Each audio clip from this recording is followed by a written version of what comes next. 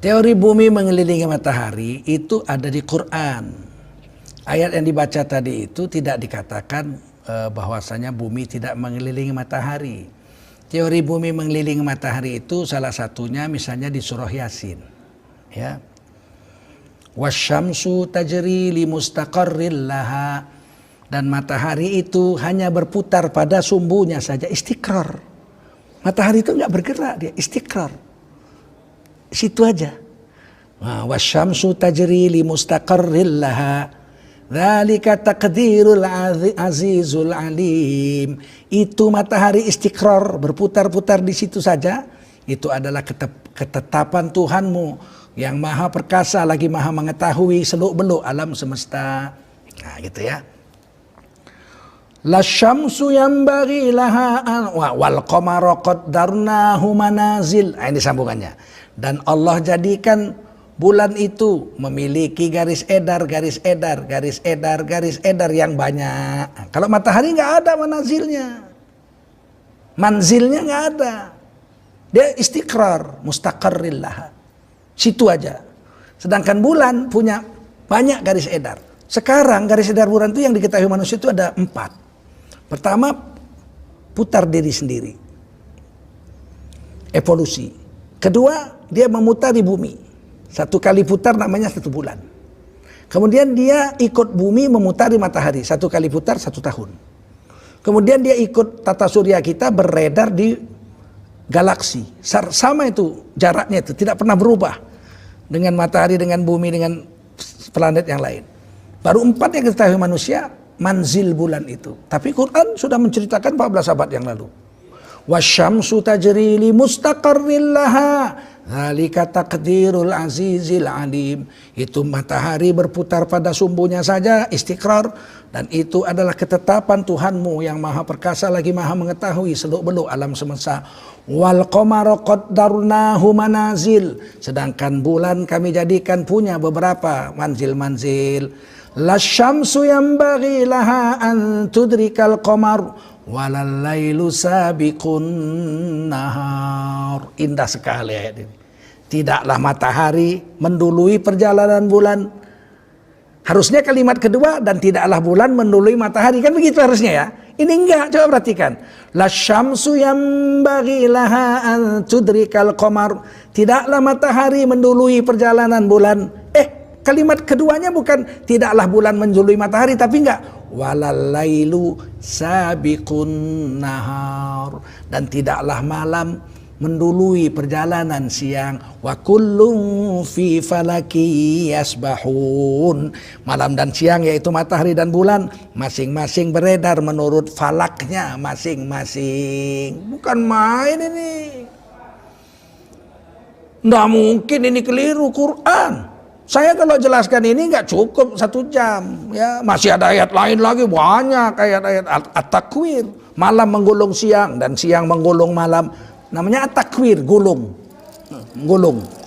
malam menggulung siang dan siang menggulung malam. Artinya apa? Sebanyak mana buntut malam yang dimakan siang, sebanyak itu pula buntut siang yang dimakan malam. Berarti kan berputar. Coba malam memakan siang, siang memakan malam. Kan berarti kan begini nih, berputar dia,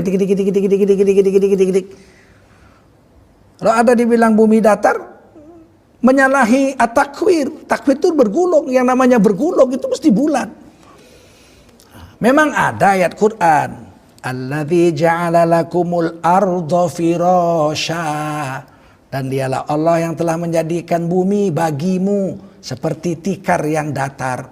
Tapi itu bagimu. Alladzi ja'ala lakum, Allah yang telah menjadikan bagimu al-ardo, bumi, firasya, seperti bumi itu seperti hamparan tikar rata. Itu seperti bagimu, bagi kita, bumi ini seperti rata. Kenyataannya rata apa enggak? Enggak, bumi ini bulat. Buktinya kalau kita di laut, lihat kapal, mula-mula nampak tiang layarnya. Lama-lama layarnya, lama-lama kapalnya lengkap. Kalau memang datar dari ujung harusnya nampaknya kecil aja setitik. Kapal yang lengkap juga. Lama-lama membesar kapalnya. Ini enggak, yang nampak asapnya dulu. Asapnya dulu, lama-lama tiang layarnya, lama-lama layarnya, lama-lama baru kapalnya. Berarti kan sesuatu yang bulat yang begitu muncul pelan-pelan begitu. Nah, oleh karena itulah tidak perlu diperdebatkan bumi bulat atau tidak, pasti bulat. Kalau nggak bulat, Amerika sekarang jam 3 malam, di sini jam 3 siang, bagaimana kalau nggak bulat itu? Pasti begini dia, sini siang, sini malam.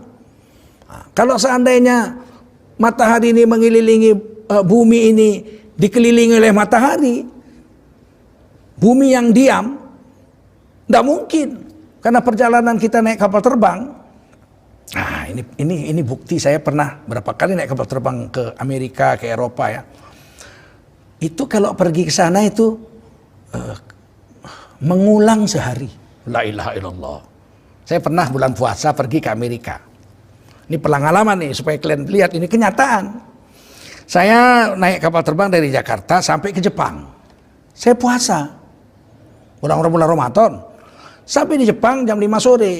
Saya tukar pesawat ke California, ke Los Angeles.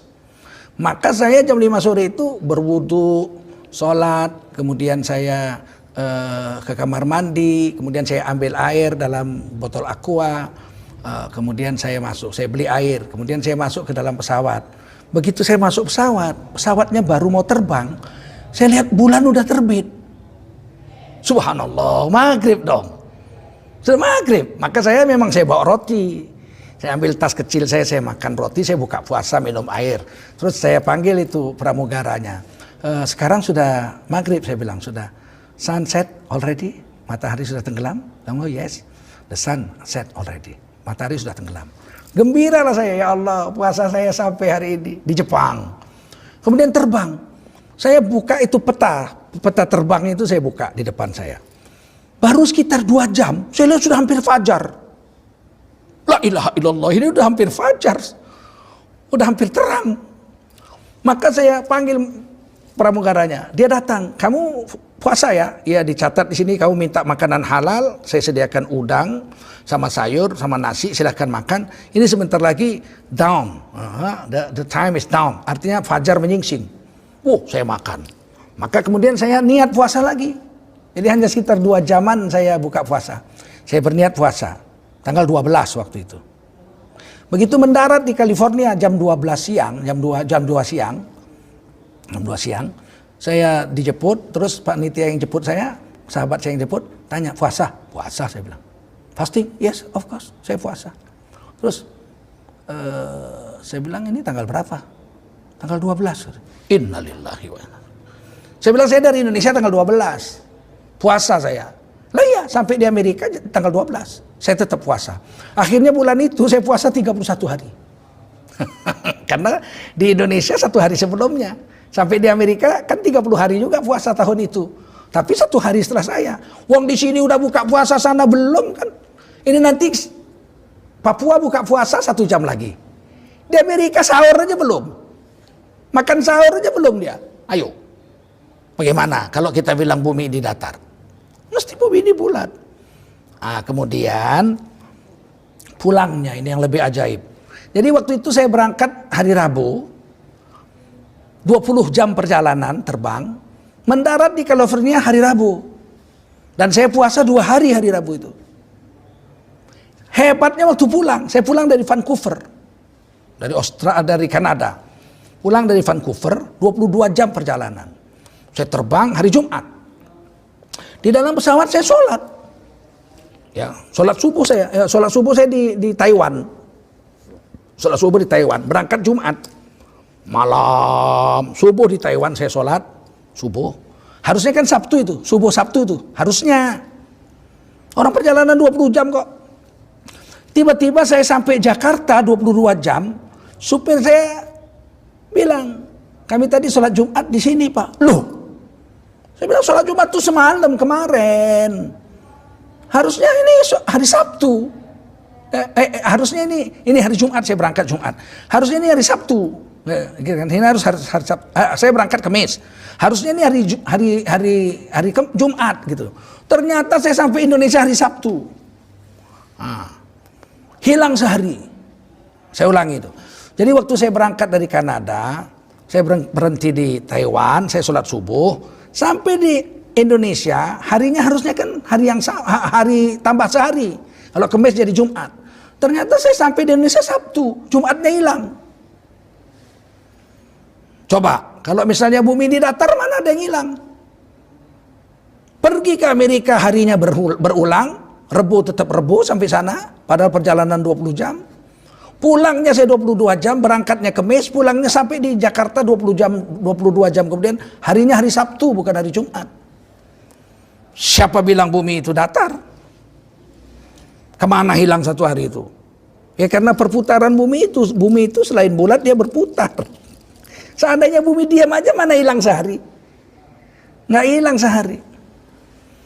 Kalau seandainya bumi diam aja ke Amerika nggak akan berulang satu hari. Nah, jadi ketika kita ke arah barat, hari berulang sehari. Tapi ketika dari barat ke timur, hari hilang sehari. Berarti bumi itu berputarnya dari timur ke barat. Gedek gitu. Makanya matahari terbit di timur, tenggelam di barat. Nanti hari kiamat, kata Nabi, matahari terbit di barat, tenggelam di timur. Innalillahi wa inna ilaihi raji'un. Berarti kan terbalik itu bumi, itu muter balik. Sehingga terjadi tumbuhan di dunia ini. 1600 km per jam, jadi 1600 km per jam, jadi 3200 km per jam. Pada saat itu kamu akan lihat gunung tercabut seperti bulu ditiup angin. Watakunul jibalu kal'ihnil manfus. Kamu lihat ketika kiamat terjadi gunung tercabut seperti bulu ditiup angin. Itu mesti terjadi begitu.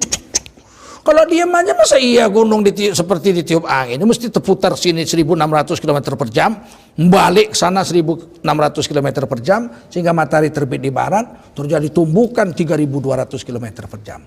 Dari mana Tengku Zulkarnain tahu kecepatan bumi 1600 km per jam?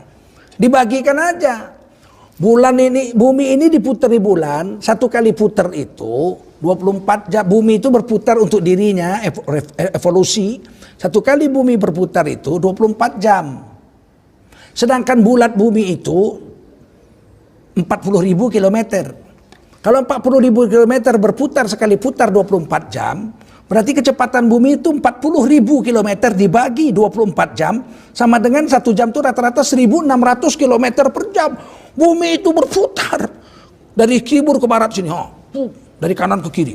Tiba-tiba matahari yang terbit di timur, tiba-tiba bumi muter ke sana, matahari jadi terbit di barat. Maka terjadilah putaran tembakan 3.200 km per jam, sehingga gunung tercabut seperti bulu ditiup angin. Ini teori Quran dan hadis. Kalau kita tidak percaya, nggak usah Pak, nggak usah kita berantem. Orang nggak kafir gara-gara ini kok kita. Biar aja. Kalau Anda kita percaya, wah bumi datar, silakan aja. Saya berpendapat bumi pasti bulat. Karena saya ke Amerika terbang 20 jam, hari Rabu, sampai sana tetap Rabu. Ketika saya pulang dari Kanada hari Kamis, sampai di sini hari Sabtu. Hilang sehari. Nah, inilah mudah-mudahan ada manfaat ceramah ini dan mudah-mudahan kita bisa memahamkannya insya Allah. Wallahu a'lam.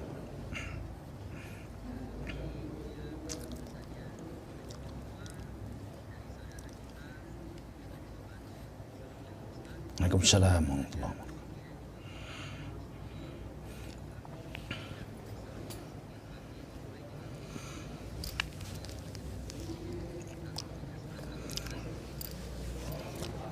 Ya.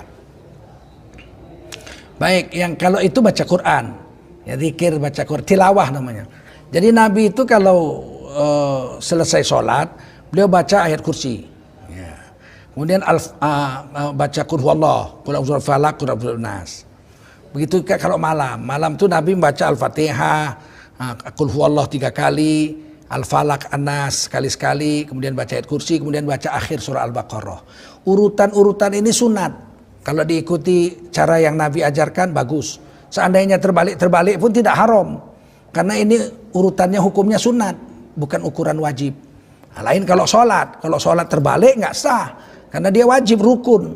Sedangkan urutan-urutan zikir itu sunat saja. Kalau sunat tidak berurutan pun tetap aja diterima sebagai amalan soleh. Tapi yang afdol, yang paling baik tetap mengikuti urutan-urutan yang dicontohkan oleh Rasul. Kita dapat sunnahnya, dapat zikirnya, dapat tertibnya.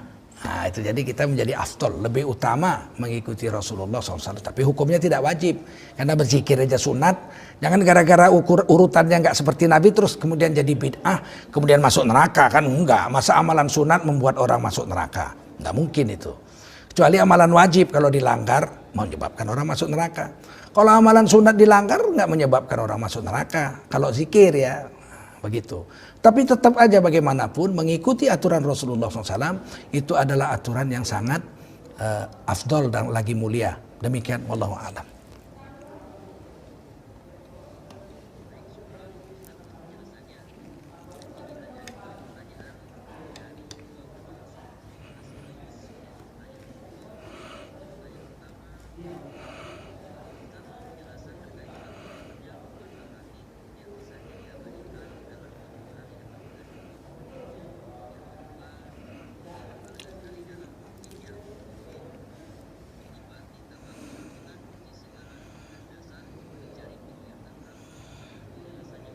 Ya, orang yang diam, tafakkur diam, itu seperti orang yang mencari air dengan menggali sumur. Jadi gali sumur, nanti dia akan dapat air bersih juga. Jadi dengan tafakkur, merenungi kehebatan Allah, merenungi kelemahan diri kita, mensyukuri nikmat yang telah kita terima, bersabar dengan musibah yang Allah beri. Itu kan semua tafakkur itu, diam direnung. Nanti kita akan mendapatkan satu mata air yang jernih di batin kita. Hasilnya ya apa itu? Hasilnya kita tawakal dengan Allah. Ya Allah, ternyata semua Engkau yang atur. Orang yang bertawakal itu kan seluruh urusannya beres. Wa may yattaqillaha yaj'al lahu fi kulli min kulli amrin. Orang-orang yang bertawakal kepada Allah, maka Allah jadikan seluruh urusannya beres. Nah, gitu ya. Selesai urusannya itu. Tidak ada kesulitan dalam seluruh urusannya. Maka merenung. Luqman Hakim itu merenung. Mendapatkanlah dia air jernih, mata air jernih di dalam nurani hatinya. Tetapi ada orang yang mendapatkan air jernih itu, kata Imam Ghazali, dengan berjalan. Berjalan, ketemu mata air di hutan, di bukit, dia dapat juga di air jernih. Makanya mendapatkan kehebatan Allah itu ada yang merenung. Seperti Luqman Hakim, Nabi di Gua Hira sebelum dapat wahyu, tahanus, merenung. Di satu tempat, nggak pindah-pindah. Tetapi ada yang berjalan. Seperti Nabi Yunus, dimakan ikan, itu kan berjalan dia. Nah, jadi yang seperti ini dua-duanya dimuliakan. Ada orang yang dengan berjalan, fasiru fil ardi fanzuru kaifa kana akibatul mukadzibin. Berjalanlah kamu di muka bumi, kau lihat nasib orang-orang yang mendustakan Allah. Hancur semua negeri-negeri mereka itu. Negeri Pompei, negeri Ad, negeri Samud. Kita dapat kehebatan Allah di hati kita. Muncul mata air jernih di hati kita. Allah hebat, makhluk yang enggak ada hebat.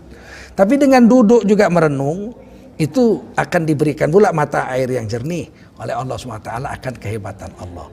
Jadi saya akan sampaikan yang dikatakan Imam Ghazali bukan satu. Bukan hanya tafakur merenung. Tapi ada dua. Yang satu lagi berjalan di muka bumi. Nah, oleh karena dan Nabi Muhammad pakai dua-duanya. Waktu di gua Jabal Nur sampai turunnya wahyu, Nabi itu diam, tafakur di sana. Tahanus namanya. Tapi ketika setelah Nabi jadi Nabi banyak berjalan. Perjalanan Nabi ke Taif, perjalanan Nabi ke peperangan Uhud, sampai ke perbatasan Jordan itu, kaum Samud sana, ya, perang Tabuk, itu dibuat Nabi sampai ke perang Tabuk, sehingga Nabi merasakan waktu itu kehebatan Allah. Waktu itu panas terik, korma kalau nggak dipanen di musim panas itu jadi batu, nggak bisa dimakan. Maka sahabat semua meninggalkan kormanya yang mau dipanen karena perintah Allah untuk perang Tabuk. 3 orang sahabat termasuk Ka'ab bin Malik radhiyallahu anhu nggak mau pergi. Sayang kormanya nanti nggak bisa dipanen. Beliau tinggal untuk memanen korma. Akhirnya apa yang terjadi? Nabi sampai ke Tabuk, pasukan Romawi mengundurkan diri. Gila ini panas terik kayak gini mau perang. Mereka mundur. Nggak jadi perang. Nabi pulang lagi ke Madinah. Sempat memanen lagi semua panen-panennya.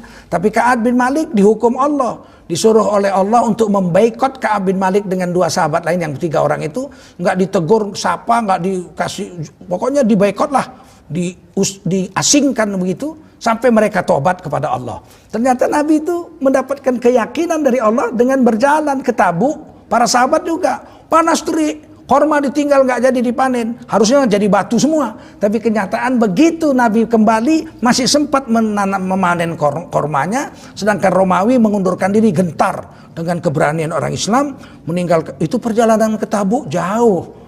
Ya naik itu suburban aja saya lari 140 km per jam, 4 jam baru sampai.